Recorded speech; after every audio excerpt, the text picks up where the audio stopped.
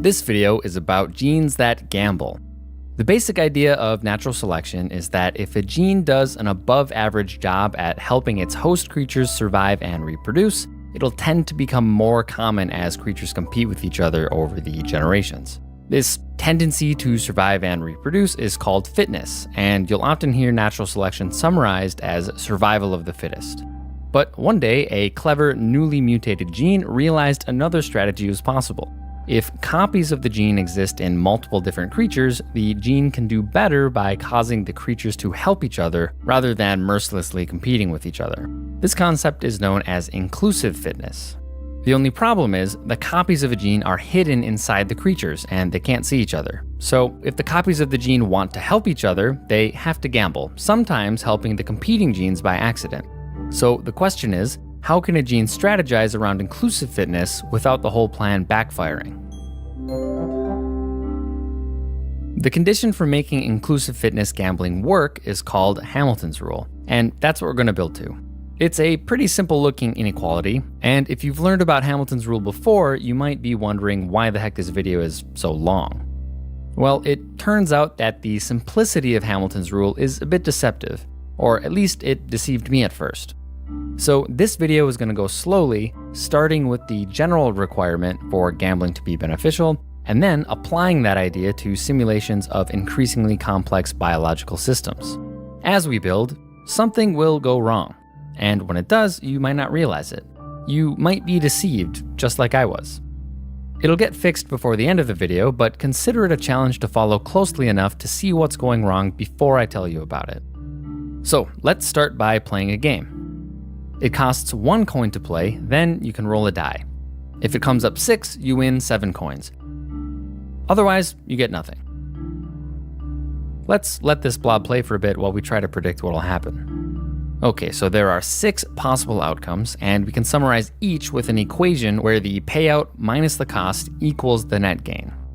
If the die lands on a number from 1 to 5, the payout is 0 and the cost is 1. Leading to a net gain of -1 in each case, or a loss of 1 if you prefer to say it that way. If the die lands on a 6 though, the payout is 7, so the net gain for that case is 6. On a fair die, these 6 possible results are all equally likely, so we can combine the equations together and divide everything by 6 to get the average payout, cost, and net gain. One way to read this equation is to say you have a 1 in 6 chance to win the benefit of 7 coins, and it costs 1 coin to play, so you expect to win 1/6 of the coin per time you play. The coins only come in whole numbers, but the average is a fraction. An average predicted result like this has a special name. It's called an expected value. And since the expected value here is positive, the blob should gain money over time by continuing to play. It looks like the blob is actually doing way better than 1/6 of a coin on average. That's good for the blob, but not so good for our prediction. It's only been a few rolls though, so maybe the blob is just getting lucky. If our prediction is good, it should start to look more accurate with a larger number of rolls. So let's enlist some more blobs to see if that happens.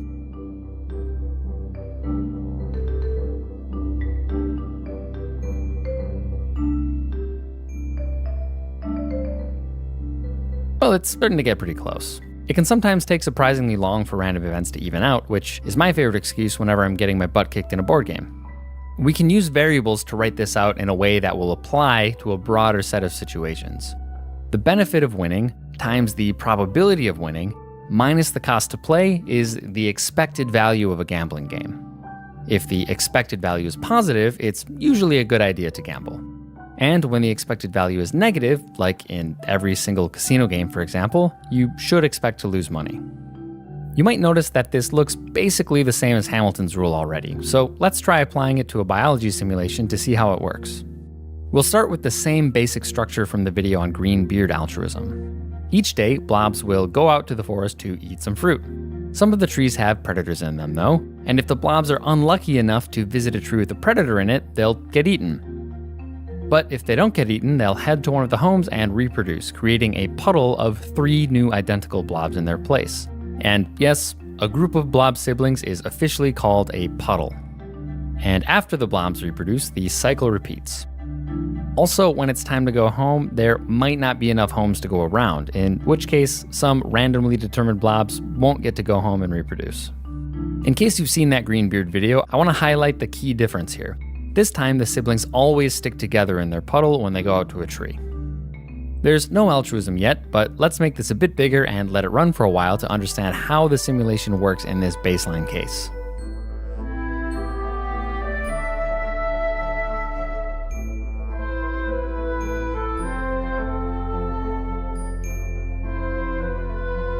Alright, it turns out that the blobs thrive in this environment, and the limiting factor ends up being the supply of houses. The blobs should really figure out a way to build more housing, but comments like that belong in the economics series. Okay, now let's add the ability to be altruistic. Again, this will be pretty similar to what we saw in the green beard video.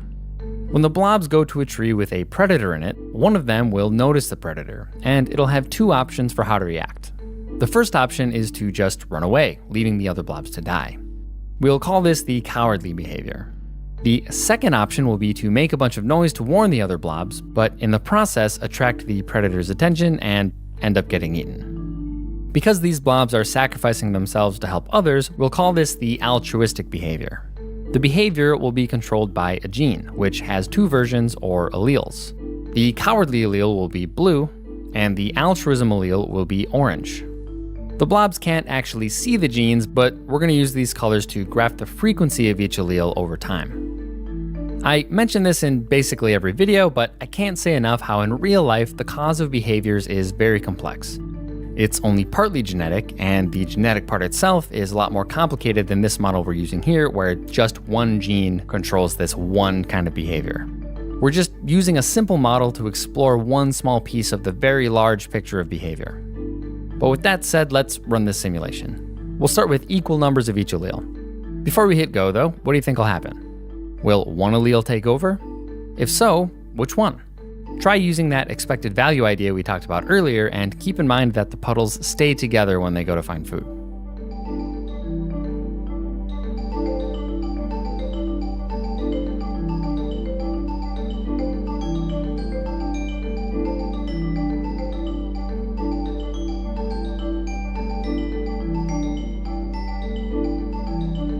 This graph shows the frequencies of each allele over time stacked on top of each other. At the beginning, it's half and half, but over time, the orange altruism allele drove the other allele to extinction. Let's see if we can make sense of why the altruism allele did so well. Just like before, we'll look at the benefit of the behavior times the probability of getting the benefit minus the cost of the behavior to get the expected value. But instead of coins, we're worried about copies of the altruism allele. The blob that notices the predator could have survived, but instead sacrifices itself, destroying one copy of the altruism allele. So the cost of the altruistic behavior is 1. And the benefit is that two sibling blobs live when otherwise they would have died. And since they're genetically identical, there's a 100% chance that the siblings have the altruism allele. So the probability P of getting the benefit is 1. And the expected value is a gain of one copy of the altruism allele. It's kind of weird to look at this and see a gain when one of the blobs dies, but we're comparing the effect of the altruistic behavior to the effect of the other option, which is just running away and leaving both siblings to die. A predator attacking is always bad, but it's less bad for the altruism allele because there are two survivors instead of one. So that all seems to make sense. But we should do more runs to check that we didn't just fool ourselves with one unluckily unlikely simulation. It does happen. In science, you gotta try to prove yourself wrong.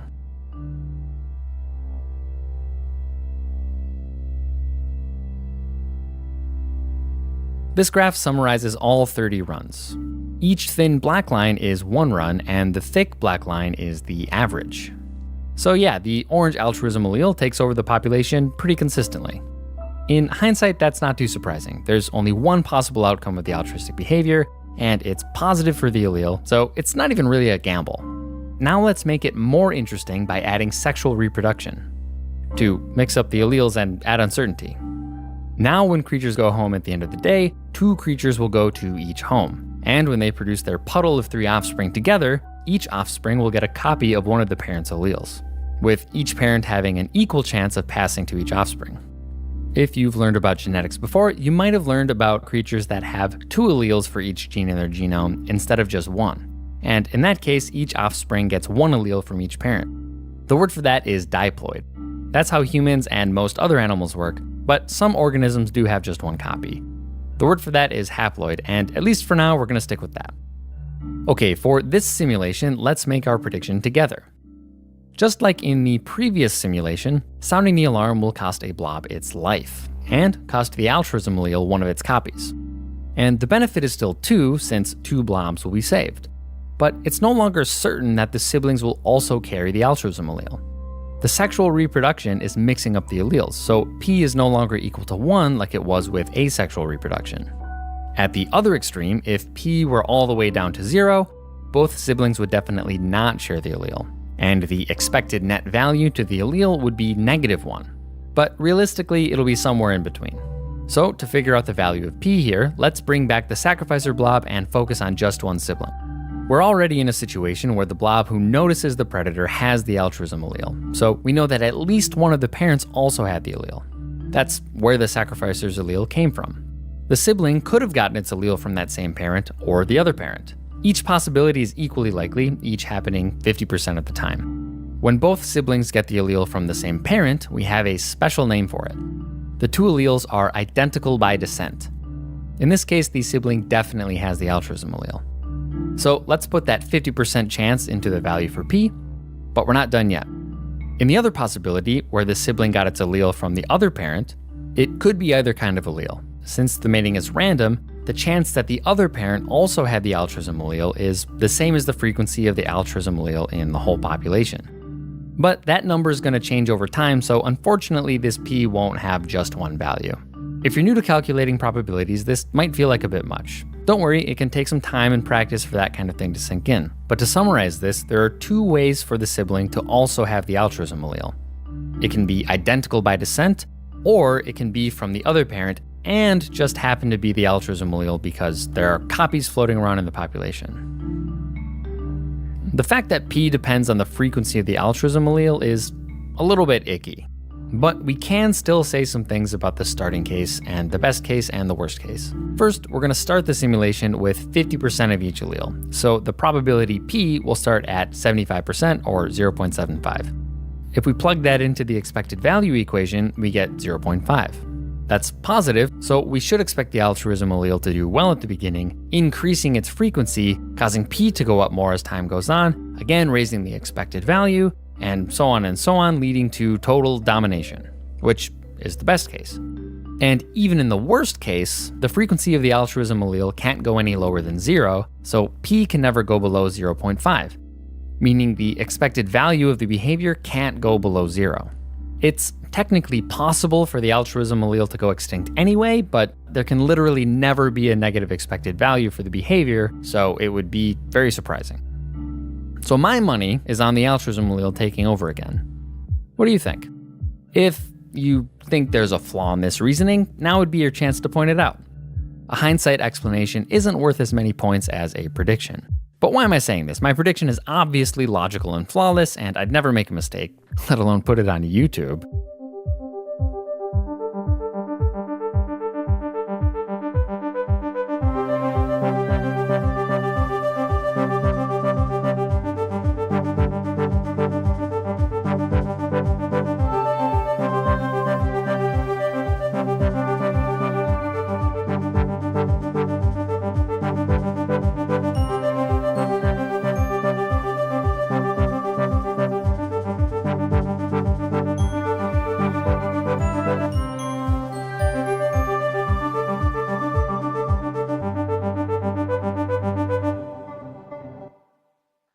Well, that's got to be a fluke, so again, let's run it a bunch of times and look at the average result to wash away that bad luck.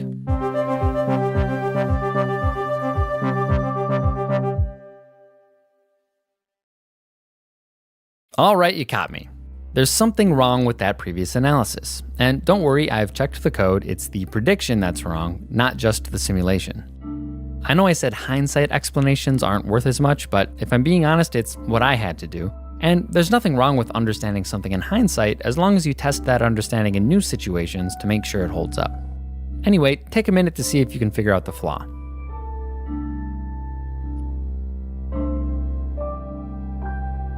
You might have noticed that the only difference between our calculation and Hamilton's rule is that Hamilton's rule uses this letter R instead of P. If you're like me, you originally assumed that R and P are just different labels for the same thing. R stands for relatedness, and it's not the probability that another creature shares the allele in question. That's P. R is the probability that another creature's allele is identical by descent. And if it's not obvious to you how that makes everything fall into place, you're not alone. But we'll get there. This is a competitive environment where the total population size is capped by the number of available homes.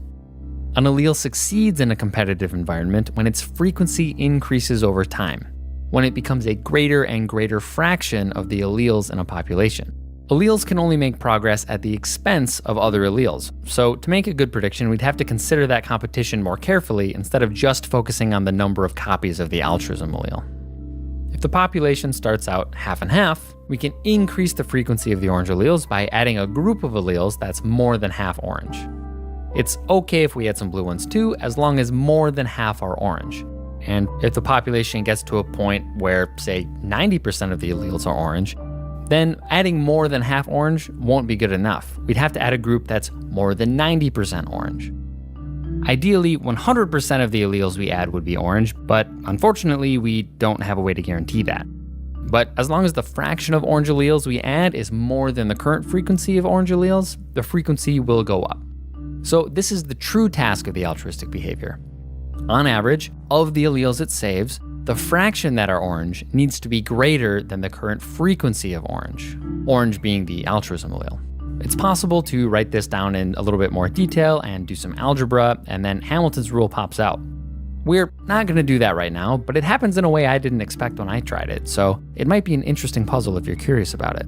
But at least for me, it's more intuitive to examine our misguided expected value calculation from before.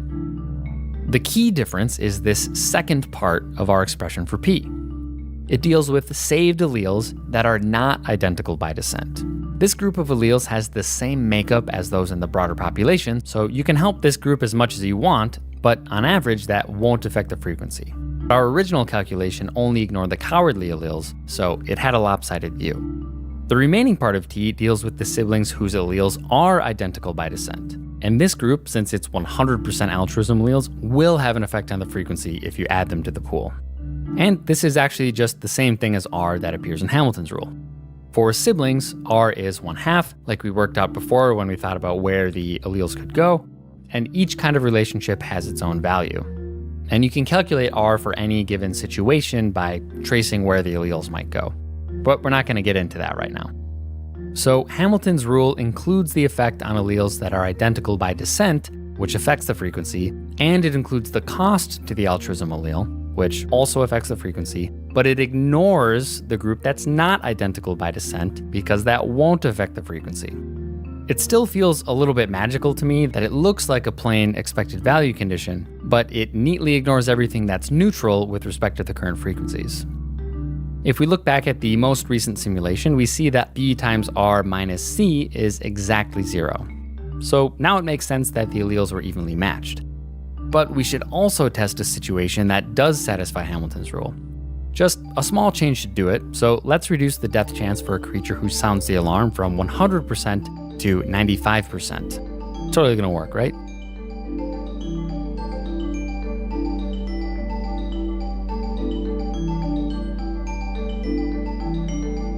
Okay, we do see the altruism allele increase in frequency on average. The average didn't quite make it to 100% in the 400 days that let the Sims run, but we can see that it's well on its way. In some of the runs, the altruism allele did have a pretty rough start, so we can see how it's possible for an allele to go extinct despite satisfying Hamilton's rule, but at least for this set of 30 runs, even the unluckiest run was able to recover. So there is a lot more we could do, but this video is pretty long already, and frankly, I think we could both use a break for now. But to give you an idea, here are some other things we could explore in the future. We could check Hamilton's rule in different situations and with different values of relatedness. We could talk more about the concept of relatedness in general. We could check whether an allele definitely fails if it doesn't satisfy Hamilton's rule. We could see what happens when there are more than 2 competing alleles. We could look at a diploid genetic structure just to make sure Hamilton's rule still holds up there. And we could actually do that more rigorous derivation I mentioned earlier. And we'll probably do some of that in future videos, but the next main installment in the altruism series will be about situations that Hamilton's rule can't explain. Hamilton's rule only applies to systems where the organisms are relatives and altruism goes in one direction.